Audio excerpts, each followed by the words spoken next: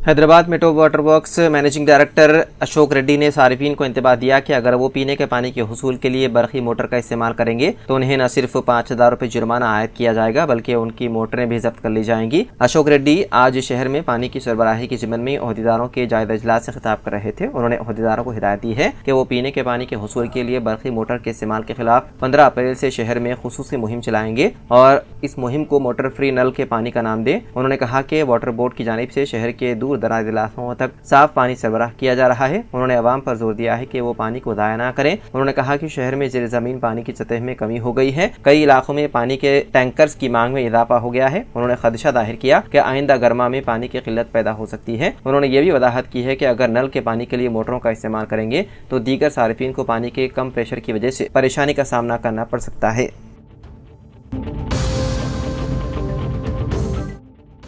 तेलंगाना के जिले नागर कर्नूल के अडवी देवलपल्ली गांव में गुज़िश्ता शब एक अफसोसनाक वाक़या पेश आया, जहां बीवी के किरदार पर शक करते हुए एक शोहर ने उसका कत्ल कर दिया। पुलिस के मुताबिक 30 साला नरसा कुमारी की शादी उसी गांव के रहने वाले बालासाई दल्लू से हुई थी। साई दल्लू अपनी बीवी के किरदार पर शक करता था। उसी शक की बिना पर उसने रात को घर में सोते वक्त बीवी पर चाकू से हमला कर दिया, जिसके नतीजे में वो शदीद जख्मी हो गए और मौके पर ही उसकी मौत हो गई। पुलिस ने इत्तला मिलते ही जाए वारदात पर पहुंचकर तहकीकात का आगाज कर लिया और शोहर को हिरासत में ले लिया।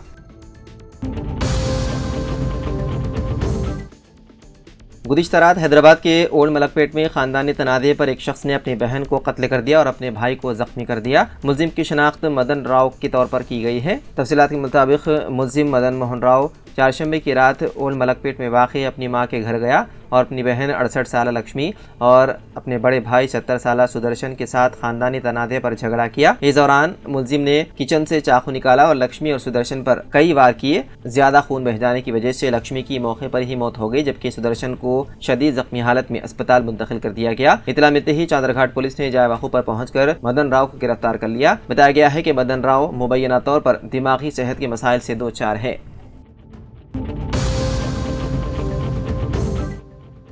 तेलंगाना के जिले वनपर्ती के चिनारम गांव से ताल्लुक़ रखने वाले एक शख्स की बिजली का झटका लगने से मौत हो गई। तफसीलात के मुताबिक चारशंबे की सुबह मज़कूरा शख्स ने चिकन सेंटर में मुर्गियों को साफ करने वाली मशीन को ऑन किया। इस दौरान उसे बिजली का जबरदस्त झटका लगा। मुकामी अफराद ने फौरी तौर पर उसे वनपर्ती सरकारी अस्पताल मुंतकिल किया, जहाँ डॉक्टरों ने बाद मुआयना उसे मुर्दा करार दिया। पसमानदागान में अहलिया और 3 बच्चे शामिल हैं।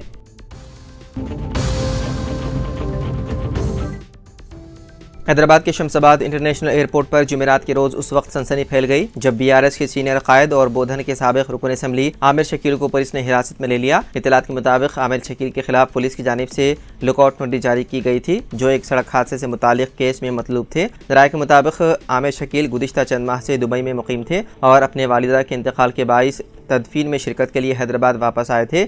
जैसे ही वो शमशाबाद इंटरनेशनल एयरपोर्ट पर पहुंचे, पुलिस ने उन्हें हिरासत में ले लिया। ताहम इंसानी हमदर्दी की बुनियाद पर पुलिस ने उन्हें वालिदा की तदफीन में शिरकत की इजाज़त दी है। तदफीन के बाद तवक्को है कि आमिर शकील से बाज़ाब्ता तौर पर पूछताछ की जाएगी। ये मामला उस वक्त संगीन रुख इख्तियार कर गया जब आमिर शकील के बेटे साहिल पर इल्ज़ाम आयद किया गया है कि वो तेज रफ्तारी से गाड़ी चलाते हुए प्रजा भवन के करीब ट्रैफिक बैरिकेड से टकरा गए थे। इस हादसे में सरकारी इमला को नुकसान पहुंचा। पुलिस का इल्ज़ाम है कि वाक़े के बाद आमिर शकील ने मुबैना तौर पर अपने बेटे को कानूनी कार्रवाई से बचाने की कोशिश की, जिसके नतीजे में उनके खिलाफ भी मुकदमा दर्ज किया गया। पुलिस ने इस केस की तहकीकात के दौरान साबिक रुकन असम्बली के किरदार को भी मुश्तबा करार दिया और उनके खिलाफ लुकआउट नोटिस जारी की। शकील की मुल्क वापसी के साथ ही पुलिस ने फौरी कार्रवाई करते हुए उन्हें हिरासत में ले लिया।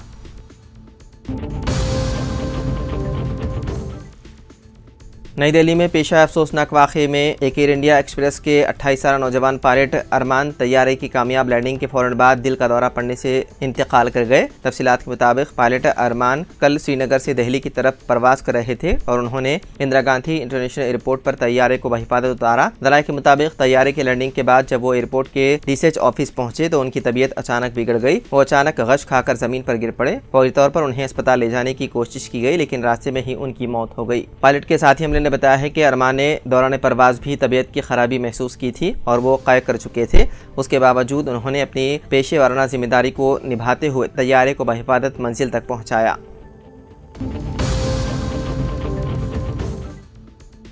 तेलंगाना हुकूमत ने हिदायत दी है कि रियासत में 1 अप्रैल साल 2019 से पहले रजिस्ट्रेशन होने वाली तमाम गाड़ियों पर high security registration number plates लगाना लाजमी है। इसके लिए 30 सितंबर तक की मोहलत दी गई है। गाड़ी मालिकान www.siam.in वेबसाइट पर जाकर दरख्वास्त दे सकते हैं। 2 व्हीलर की गाड़ियों के लिए फीस 320 से 380 रुपए, 3 व्हीलर की गाड़ियों के लिए 350 से 450 रुपए और 4 व्हीलर गाड़ियों के लिए 590 से 700 रुपए और कमर्शियल गाड़ियों के लिए 600 से 800 रुपए तक मुकर्रर की गई है। महकमे ट्रांसपोर्ट ने खबरदार किया है कि अगर किसी गाड़ी पर हाई सिक्योरिटी नंबर प्लेट ना हो तो ऐसी गाड़ी को जब्त कर लिया जाएगा। जारी माह की 27 तारीख को वरंगल में मुनक्किदा BRH पार्टी की जलसे आम कामयाब बनाने की अपील। जलसे आम के पोस्टर का साबिक रियासती वजीर ट्रांसपोर्ट P अजय कुमार ने रस्मी इजरा किया। साबिक रुकन असम्बली खम्मम व साबिक रियासती वजीर P अजय कुमार ने ममता मेडिकल कॉलेज खम्मम में वाक़ अपने मकान में 27 अप्रैल को BRH पार्टी का जलसे आम जो वरंगल में मुनक्किद होने वाला है पोस्टर का रस्मी इजरा अंजाम देने के बाद उन्होंने मीडिया से बातचीत करते हुए कहा कि साबिक रियासती वजीर आला KCR की हिदायत पर BRH पार्टी के 25 साल की तकमील पर यह जलसे आम जारी माह की 27 तारीख को वरंगल में मुनक्किद होने वाला है। इस जलसे आम में रियासत तेलंगाना से 10 लाख से ज्यादा अफराद शिरकत करेंगे। उन्होंने कहा कि खम्मम शहर से 10,000 से ज्यादा अफराद इस जलसे में शरीक होंगे। उन्होंने खम्मम जिले और तेलंगाना भर के अवाम से अपील की है कि ज्यादा से ज्यादा तादाद में इस जलसे आम में शरीक होकर कामयाब बनाएं। All India Muslim personal law board ने 10 अप्रैल ता 7 जुलाई मुल्क भर में वक्फ बचाओ मुहिम का ऐलान किया है। बोर्ड के सदर मौलाना खालिद सैफुल्लाह रहमानी, जनरल सेक्रेटरी मौलाना मोहम्मद फजलुर रहमान मुजद्दिदी और कन्वीनियर मजलिस अमल बराए औकाफ डॉक्टर सैयद कासिम रसूल इलियास ने बयान जारी करते हुए मरकज़ी हुकूमत की जानिब से मंजूरा कानून की मजम्मत की और इसे गैर दस्तूरी करार दिया। मुस्लिम पर्सनल लॉ बोर्ड ने सुप्रीम कोर्ट में वक्फ कानून को चैलेंज किया है। बोर्ड ने वक्फ बचाओ मुहिम के मरहले का 10 अप्रैल से आगाज करने का फैसला किया है।